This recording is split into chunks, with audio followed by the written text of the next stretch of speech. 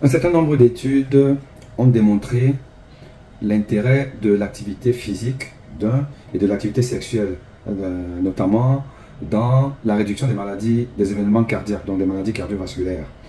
Et comment, par quel mécanisme l'activité sexuelle, c'est-à-dire faire l'amour de manière triviale, comme on dit, a un impact sur le cœur et réduit les événements cardiovasculaires, notamment l'angine de poitrine, le syndrome coronaire aigu, l'infarctus du myocarde et même la mort subite cardiaque.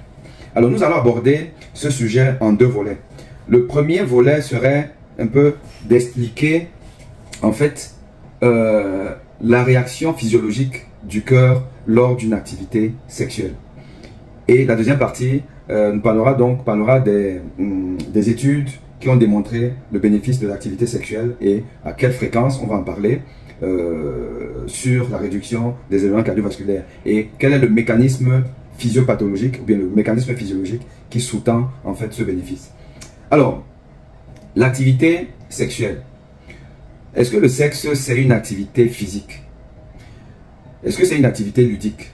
Car vous savez que l'OMS donne une classification des activités considérées comme des activités physiques et parmi lesquelles les activités ludiques c'est marcher, faire le ménage à la maison, voilà, regarder la télé, ça fait partie des activités ludiques avec un certain impact sur la régulation du rythme cardiaque, de la fréquence cardiaque, du métabolisme cardiaque en général. Alors, donc, maintenant on parle des faits. Vous savez que quand vous faites l'amour, à partir des préliminaires, jusqu'à l'acte lui-même, vous allez avoir une certaine débauche d'énergie, une certaine accélération de tous les systèmes qui concourent à augmenter l'apport en oxygène au niveau du muscle cardiaque.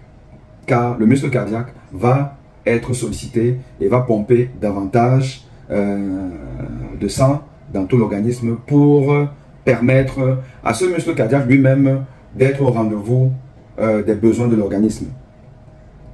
Donc il y aura une fréquence cardiaque qui va s'accélérer et au pic de l'orgasme, on peut atteindre les 180 battements par minute. 180 battements par minute. En sachant que la fréquence cardiaque normale tourne autour de 60 à 90 100 par minute. Mais on va, au fur et à mesure que on est dans l'action, le rythme cardiaque va s'accélérer. Et il peut donc monter jusqu'à 180 voire plus, selon la susceptibilité de chaque organisme. Mais ce qui est sûr, c'est que atteindre 140, 150, 160, c'est fréquent, c'est régulier chez des personnes qui font une activité sexuelle et qui vont donc atteindre l'orgasme, c'est-à-dire que l'éjaculation. Donc, il faut savoir que quand on fait par exemple un exercice physique, par exemple un test d'effort que nous faisons à nos malades, ou même pas faire à nos malades, mais aux personnes susceptibles d'avoir un problème cardiaque, et on veut évaluer en fait la réponse cardiaque à l'effort, on va les faire pédaler sur un vélo, ils vont pédaler, pédaler, pédaler à une fréquence régulière, mais on va augmenter la résistance au pédalage et donc vous allez être obligé donc de mobiliser votre réserve cardiaque, réserve coronaire et accélérer le rythme cardiaque. Et ce rythme cardiaque peut atteindre et atteint facilement les 180. Et on dit que la fréquence cardiaque théorique est de 120 moins l'âge. C'est-à-dire que si vous avez par exemple 70 ans, on fait 120 moins 70. Donc votre rythme cardiaque qui va être à 150. C'est que la fréquence cardiaque maximale sera donc à 150 si vous avez 70 ans. Donc vous allez atteindre facilement les 150 battements par minute. Or, lors de l'éjaculation, cette même personne peut avoir plus. Bon, si vous avez par exemple 50 ans, vous atteignez 170 de fréquence cardiaque.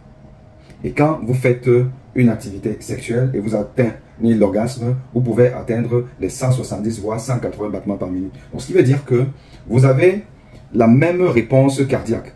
Or, qui dit cette réponse cardiaque dit demande en oxygène, demande en besoin nutritif pour réaliser cet effort. La fréquence respiratoire va augmenter. quand vous êtes en pleine activité sexuelle, vous avez une fréquence respiratoire qui augmente. Et cette fréquence respiratoire, par mécanisme de réflexe, va augmenter parce que vous avez besoin de plus d'oxygène dans le sang. Et l'oxygène est apporté par le système respiratoire. Et donc, il va falloir respirer davantage pour avoir un plus de flux d'oxygène à travers les voies aériennes jusqu'aux alvéoles. Et des alvéoles, un passage de l'oxygène dans le sang. Le débit sanguin plus important. Donc, il faut aussi beaucoup plus d'oxygène pour avoir un certain équilibre. Donc, vous avez une fréquence respiratoire qui va donc augmenter. On est donc dans des conditions qui ressemblent un peu à des conditions d'un effort, un jogging, un footing, un test d'effort. Voilà, donc l'activité sexuelle est une activité physique.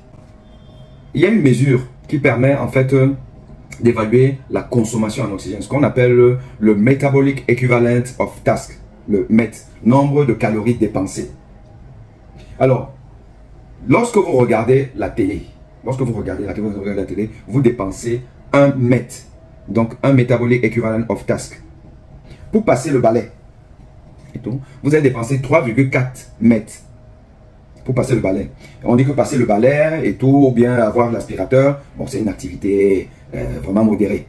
Alors, si vous devez faire les pompes, quand vous êtes dans une salle de sport et tout, vous faites les pompes. Hein?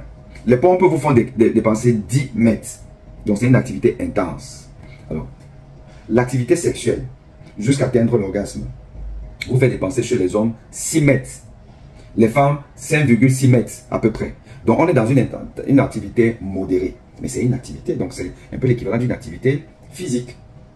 La raison pour laquelle l'activité sexuelle est considérée comme une activité physique. Ok? Alors, en moyenne, combien dure une activité sexuelle? En moyenne, une étude faite en France montre que, en moyenne, l'activité physique dure 7,3 minutes. 7,3 minutes. Lorsque nous faisons des tests d'effort aux malades, commencez à pédaler, ça dépend de comment on règle en fait les paliers. Il y a des paliers d'une minute, des paliers de 2 minutes par exemple. En moyenne, les gens vont jusqu'à 5-6 paliers. Je parle des sujets normaux, je ne parle pas des sportifs. Les sportifs, ils vont très loin. Et c'est une durée d'activité sur le vélo, en faisant le test d'effort pour monter jusqu'à 170 battements par minute par exemple. C'est des paliers, enfin, la durée est, quand on vous dit 1 à 2 minutes, 2 minutes un palier, multiplié par 4-5 paliers, on est entre 8 à 10 minutes. 8 à 10 minutes. Et l'activité sexuelle, vous la faites à peu près autour de 7 minutes. Donc, on est dans quelque chose qui n'est pas très loin, qui n'est pas très éloigné d'une activité physique, d'un test d'effort classique. Voilà, donc ça, il faut le dire. Et la moyenne de l'acte sexuel chez les Français, ça tourne autour de 1 fois par semaine. Bon, 1 fois par semaine, vous faites donc cette activité. Donc là, la fréquence respiratoire, on je le dis. Donc votre fréquence respiratoire, pour avoir un peu plus d'oxygène, pour oxygéner le sang, tourne autour de...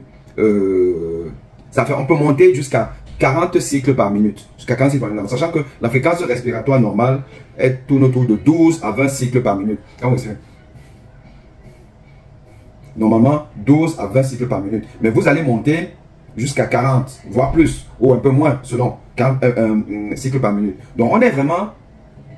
essayez de vous filmer, de vous faire une vidéo, lorsque vous faites une activité sexuelle, et au moment où vous atteignez l'orgasme, où ça vient, comme on dit, et vous vous libérez.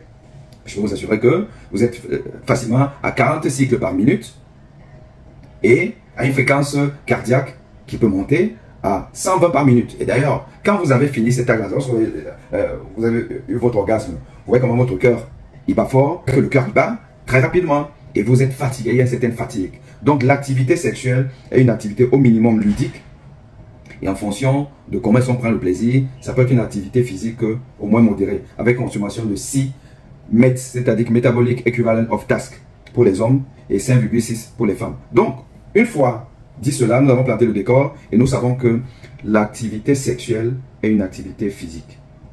Et maintenant, comment on arrive à expliquer que le fait de faire l'amour, d'avoir une activité sexuelle, et à quelle quantité peut protéger le cœur des maladies cardiovasculaires? Ce sera la deuxième partie de notre épisode Sex and Cardiovascular Diseases. À bientôt.